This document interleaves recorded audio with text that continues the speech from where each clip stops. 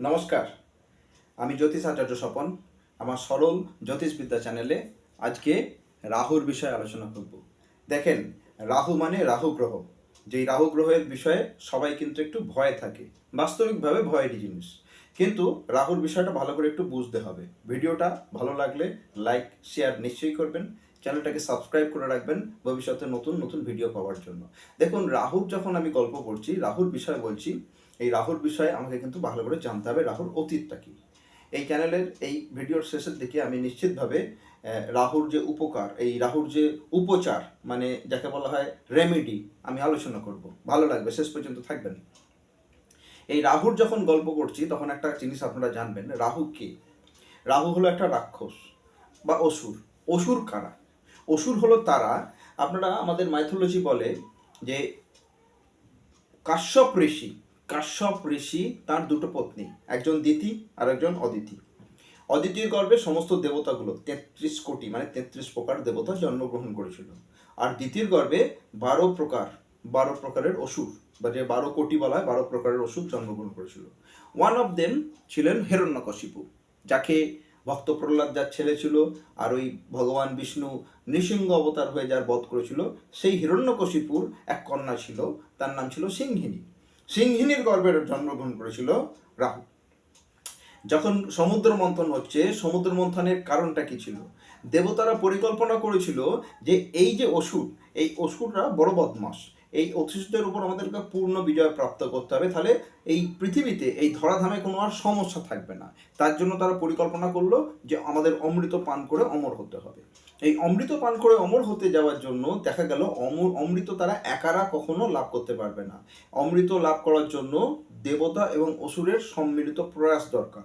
কিন্তু প্রাপ্ত করার পর অসুরদেরকে তার ভাগ দেওয়া হবে না। তা যাই হোক, যে কোনো কারণেই হোক, সমুদ্র মন্থন শুরু হলো এবং সমুদ্র মন্থনে যা কিছু পাওয়া গেল, লক্ষ্মী কুবের ধন দৌলত, তা অসুরদের দিয়ে দেওয়া হলো। তারা বুঝতেও পারলো না। যখন অমৃতটা তারা দেবতারা লাভ করলো, তখন অমৃতটা দেবতারা নিজেদের দিকে নিল। এটা লক্ষ্য করেছিল রাহু। অসুরদের দলে ছিল, কিন্তু লক্ষ্য করেছিল রাহু। মোস্ট ইন্টেলিজেন্ট, খুব বিচার বুদ্ধি সম্পন্ন, ভীষণভাবে দক্ষ দৃষ্টি সম্পন্ন, এবং তার কখনো অ্যাটেনশন গড়বড়াতো না। তার কিন্তু অ্যাটেনশনটা ছিল দেবতাদের প্রতি। তো যে কোনো কারণেই ওই অমৃত লাভ করার জন্য রাহু কি করলো? রাহু সব পারত, রাহু সব পারে, রাহু সমস্ত বেশ ধারণ করতে পারে। রাহু যে অবস্থায় যেখানে আছে সেই অবস্থাকে নিজেকে মানিয়ে নিতে পারে। রাহু যার সঙ্গে কথা বলবে তার মতো করে কথা বলতে পারে। রাহু যেখানে যাবে সেখানের মতো নিজেকে ম্যাচ করতে পারে। তা যাই হোক, এই গুণের জন্য রাহুই করলো দেবতাদের যেখানে অমৃত পান হচ্ছে, সেখানে ভগবান বিষ্ণু মোহিনী রূপ ধারণ করে সব দেবতাদেরকে অমৃত বন্টন করছে। রাহু একটা দেবতা সেজে তার মাঝখানে ঢুকে পড়লো, আর ভগবান বিষ্ণু তাকে চিনতে পারলো না। বুঝবেন কিন্তু, ভগবান বিষ্ণু তাকে চিনতে পারলো না, তাকে অমৃত দিয়ে দিল। সে অমৃত পান করে ফেললো। অমৃত যখন গলা পর্যন্ত গেছে, তখন সূর্যচন্দ্র তাকে চিনতে পেরে বললো এটা অসুর। তো ভগবান বিষ্ণু সুদর্শন চক্র দিয়ে তার গলাটা কেটে দিল। গলাটা কেটে দিলে ওপরটা অংশ হয়ে গেল রাহু, আর নিচের অংশটা ধরটা হয়ে গেল কেতু। এটা হলো রাহু কেতুর গল্প। তাহলে ব্যাপারটা হলো, আর ওই রাহু অমর হয়ে গেল, কিন্তু ওই ধর এবং মাথা দুটো কিন্তু অমর হয়ে গেল। তাহলে দেবতারা যেটা পরিকল্পনা করেছিল যে এই জগৎ সংসারে সমস্ত সমস্যার আমরা সমাধান করে দেবো, সমস্ত অশুভ, সমস্ত খারাপ যা, তার উপর আমরা পূর্ণ বিজয় প্রাপ্ত করব, পরিকল্পনা ভেস্তে গেল, কারণ রাহু ঢুকে গেল। মানে যে সমাধান তারা করতে চেয়েছিলেন তার মধ্যে সমস্যা, রাহু আজীবনের জন্য ঢুকে গেল।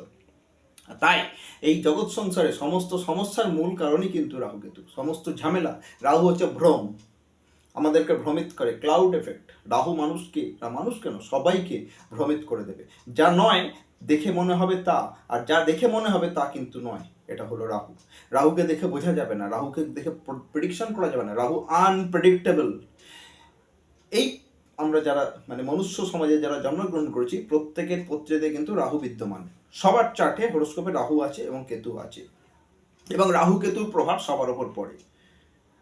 পৌরাণিক গাথা অনুসারে বা অ্যাস্ট্রোলজিক্যাল ধারণা অনুসারে বলা হয়, কোনো ব্যক্তি তার কোনো একটা জীবনে যা না পায়, তাই তো তার চাহিদায় পরিণত হয়। আমি আমার জীবনে যা পেলাম না, সেটাই তো আমার চাওয়া হতে পারে। আমি কখনোই পেলাম না, তার মানে কি আমার সেটা চাই?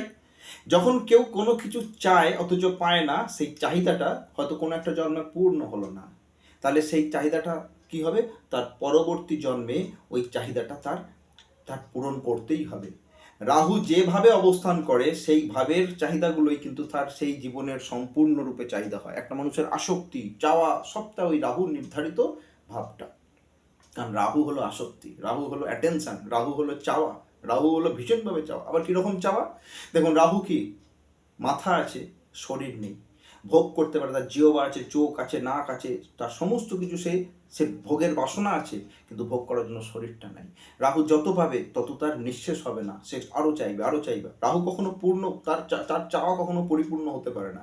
আর এই রাহুর চাওয়া পাওয়ার জন্যই কিন্তু জগৎ সংসারে নতুন নতুন বিকৃতি, নতুন নতুন পরিকল্পনা, নতুন নতুন চাহা, নতুন নতুন চাহিদা, নতুন নতুন ভোগের ইন্ধন।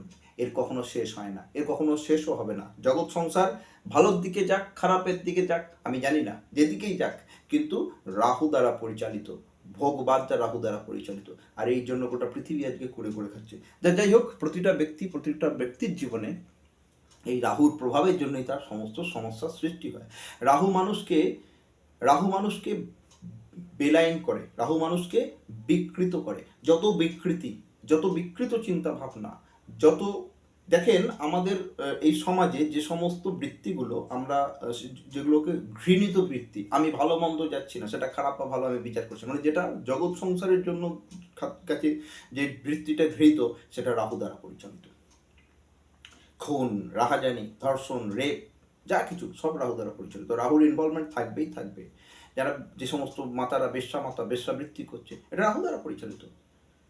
যারা স্মাগলিং করছে, যারা মানুষকে লুণ্ঠন করছে, সব রাহুর অ্যাক্টিভিটি। জানবেন আমাদের রাহুর যে সিগনিফিকেশান, সেই রাহুর সিগনিফিকেশানে মানে রাহুর যে কারকতাতে আমাদেরকে যাদের আমরা ধরি, মানে রাহুর কারকতা, যেমন সান ইজ দ্য ফাদার, সূর্যকে বলা হয় পিতা, তো রাহুর কারকতায় বলা হয়, রাহুর কারকতায় কারা পড়ে জানেন? পলিটিক্যাল লিডার্স, মানে রাজনৈতিক নেতা। আর কেতু হচ্ছে তাদের ভক্ত। ওই রাজনৈতিক নেতারা মঞ্চে দাঁড়িয়ে ভাষণ দেবে, আর নিচে ভক্তরা মন্ত্রমুগ্ধ হয়ে সেই মিথ্যাগুলোকে শুনবে। তাহলে রাহু হচ্ছে বলচাল, আর কেতু হচ্ছে সেটাকে শুনে হজম করা। রাহু এবং কেতু দেখেন, ওই সর্পদানবের গলাটা কেটে দিয়েছিল ভগবান বিষ্ণু। গলাটা ওপর দিকে চলে গেল, ধরটা নিচের দিকে চলে গেল, তারা আর মিলতে পারবে না। গলা আর ধর যদি মিলতে পারে, তবেই তো রাহুর যে বাসনা, সেই ভোগটা চরিতার্থ করতে পারবে এই শরীর দিয়ে, সেটা তো করতে পারছে না। তাই রাহুর একান্ত চাহিদা কেতুর সঙ্গে মিলিত হওয়া।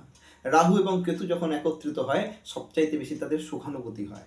যখন দেখবেন ওই পলিটিক্যাল লিডার আর তার সামনের দিকে যারা ওই দর্শক একত্রে মিলিত হলে কত কি আনন্দ গদগদ হয়ে ওঠে। আমরা নেতাকে পেয়েছি, আর নেতা ভাবে আমরা আমার সব ভক্তদেরকে পেয়েছি। সর্বত্র, নট অনলি পলিটিক্যাল লিডার্স, যেখানেই এই চাওয়া পাওয়ার গল্প থাকে, যেখানেই পরস্পর মিলনের বিষয় থাকে, সেখানে রাহুকেতু অবস্থান করছে। রাহুকেতুর জন্যই কিন্তু সৃষ্টি আবার নতুন করে তৈরি হয়, সৃষ্টি হয়। দে আর দ্য রিজন অফ সৃষ্টি। তারা সৃষ্টির মূল কারণ। আজকের তারিখে সৃষ্টির বিকাশের কারণ রাহুকেতু। তো যাই হোক, এই রাহুকেতুর বিষয়ে আমি আলোচনা করলাম। আমি রাহুর কথা বলবো। আমি বলছিলাম যে রাহুর, দেখেন, যাদের আপনি অ্যাস্ট্রোলজার হন বা না হন, আপনার যদি রাহুর দশা চলছে, বা আপনার যদি রাহু আপনার মনে হচ্ছে রাহু আপনার ক্ষতি করছে, রাহুর জন্য আপনার সমস্যা হচ্ছে, আপনি যদি খাটু শ্যামজি তার মন্দিরে যান, খাটু শ্যামজির পুজো করেন, আপনার রাহু ভালো হয়ে যাবে। আপনারা সবাই জানেন রাহু কি জানেন? রাহু হচ্ছে পেঁচা। মা লক্ষ্মীর পুজো করেন নিশ্চয়ই বাড়িতে। মা লক্ষ্মীর পুজো কখনো পেঁচা যে দেবতা, তাকে কখনো তার সন্তুষ্টির জন্য কিছু করেছেন? পেঁচার পুজোটাও করবেন। পেঁচাকেও একটু ফল ফুল মালা টালা পড়াবেন মা লক্ষ্মীর পুজোর সঙ্গে সঙ্গে। পেঁচাকেও তুষ্ট করবেন। পেঁচা হচ্ছে রাহু কেতুর সম্মিলন। দেখবেন, যদি আপনার মনে হয় রাহুটা খারাপ, আপনি এই যে জটা নারকেল বুঝেন, জটা নারকেলের দান করবেন। জটা নারকেল মন্দিরে দেবেন। কোনো যেখানে ভোগ রান্না হচ্ছে সেখানে জটা নারকেল দেবেন, মানে ঈশ্বরের কাজে, ভগবানের কাজে যদি লাগে জটা নারকেল দেবেন। আচ্ছা, সংখ্যা কটা? আপনার পত্রিতে যেভাবে রাহু বসে আছে, যদি আপনি জানেন ভালো, নাহলে অ্যাস্ট্রোলজারের থেকে জেনে নেবেন। রাহু যেভাবে বসে আছে সেইভাবে সংখ্যা অনুসারে, যদি রাহু তৃতীয় ভাব আছে, তো 3টে জটা নারকেল মন্দিরে রবিবার দান করবেন। যেভাবে থাকবে ততগুলো জটা নারকেল মন্দিরে দান করবেন, আপনার রাহু খুব ভালো হয়ে যাবে। এটা রাহুর আমি রাহুর স্টোন আমি বলতে পারবো না, কারণ স্টোন নির্ধারণ করার জন্য, রাহুর স্টোন হচ্ছে গোমেদ, স্টোন নির্ধারণ করার জন্য অনেক নিয়ম, অনেক বিষয় দেখতে হয়। কিন্তু এই কতগুলো জিনিস যদি আপনারা করেন তাহলে দেখবেন আপনাদের রাহু অনেক ভালো হয়ে যাবে। হ্যাঁ, আরেকটা কথা বলে যাই, যাদের রাহু সত্যিই খারাপ, রাত্রে ঘুমানোর সময় নাভি কুণ্ডুতে, নাভিতে 2-4 ফোঁটা সর্ষের তেল দিয়ে ঘুমিয়ে পড়বেন। আর ওই সর্ষের তেলটা দেওয়ার পর একটা সুতোকে এরকম করে পাকাবেন, সুতো এরকম করে গুল্লি করে পাকিয়ে ওই তেল দেওয়ার পর নাভিতে সুতোটা বসিয়ে দেবেন, বসিয়ে ঘুমিয়ে পড়বেন, রাহু ফার্স্ট ক্লাস হয়ে যাবে। আজকে এই পর্যন্ত। ভিডিওটা ভালো লাগলে লাইক শেয়ার নিশ্চয়ই করবেন, আর চ্যানেলটাকে অবশ্যই সাবস্ক্রাইব করবেন। আমার এমনিতে জ্যোতিষ বা অ্যাস্ট্রোলজি রিলেটেড কোর্স চলে, কেপি অ্যাস্ট্রোলজি, বাস্তু, অ্যাস্ট্রোবাস্তু, নিউমোলজির কোর্স চলে। কেউ যদি কোর্সে জয়েন করতে চান আমার সঙ্গে যোগাযোগ করবেন। সবাই ভালো লাগবেন। আজকের মতো নমস্কার।